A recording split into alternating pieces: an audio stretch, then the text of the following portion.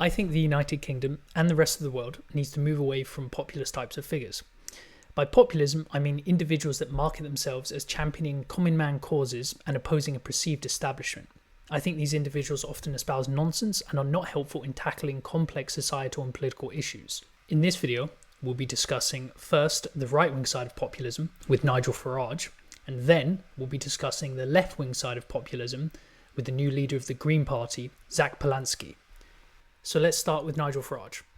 Farage is a populist because he rails against a perceived political elite that doesn't listen to the population about immigration. To country after country, and I really believe that Westminster, the intellectuals, the liberal elites just don't get it.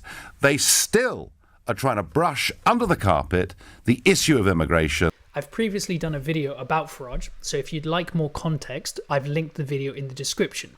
But for a quick refresher, Farage has excused Vladimir Putin for annexing Crimea. If you actually look at what's happened with the Ukraine, we've had a message that's been sent out now for 10 years, and this is not just the EU. Indeed, David Cameron, Nick Clegg, and I'm afraid Ed Miliband too, have all been saying to the Ukraine, look, why don't you come and join the European Union? While you're at it, why don't you join NATO too? And this is something that has been seen by Putin to be a deeply provocative act. He blamed NATO for Russia's aggression in Ukraine, effectively shifting responsibility away from Russia's imperialism. Yeah. When Vladimir Putin sent his troops across the border in 22, you blamed the West, not him. You said, I'll just read it to you and then you can react, that on a tweet, it was a consequence of EU and NATO expansion. Is that a judgment? While a member of the European Parliament, he blocked resolutions condemning Russia's human rights abuses, as well as Russia's interference in elections.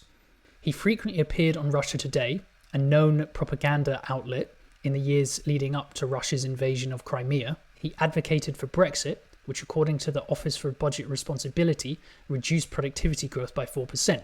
Now this is important because productivity growth is directly related to economic growth. Therefore, he advocated for a policy that reduces increasing living standards. And finally, his immigration policies, such as halting non-essential migration and deporting people back to France, are either too vague to be credible or legally unworkable.